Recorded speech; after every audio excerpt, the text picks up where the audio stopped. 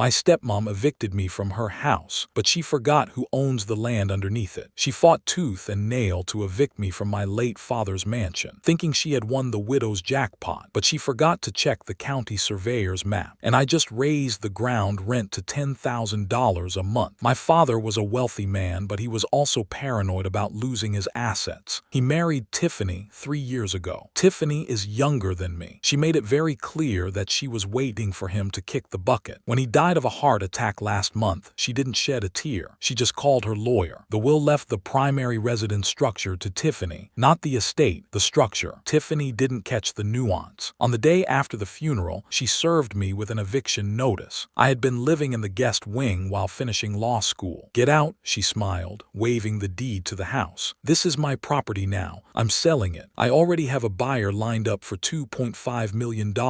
Are you sure you want to do this, Tiffany?" I asked. "We could work out a deal." "No deals," she sneered. "You get nothing. Get off my property." I moved out. I let her list the house. I let her accept an offer. Then the title company called her. See, my father used a ground lease structure. He built the house, but he put the land, the 10 acres of prime real estate, into an irrevocable trust for me. The lease on the land expired upon his death. Technically, Tiffany owned a pile of bricks floating in the air. I owned the dirt holding it up. I sent her a letter via my lawyer the day before her closing. "Dear Tiffany, as the owner of the land located at address, I am notifying you that the ground lease has expired. I am willing to sign a new month-to-month lease for the land usage. New rent, $10,000 per month. Retroactive to date of death. If you do not agree, you have 30 days to remove your structure from my property." Tiffany called me screaming, "You can't charge rent. I own the house." "You do," I agreed, "but it's sitting on my grass. You can move the house if you want. I hear it costs about $100,000 to lift a mansion and truck it somewhere else." "I have a buyer," she shrieked. "You're ruining the sale." "The buyer wants the land, Tiffany," I said, "and the land isn't for sale unless you want to sell me the house." She had no choice. The buyer walked away when they saw the title issue. Nobody buys a house they have to pay rent to keep standing. She couldn't afford the $10,000 a month. She couldn't afford to move the house. She sold me the house for pennies on the dollar just to get out of the debt she was racking up. I bought my dad's $2.5 million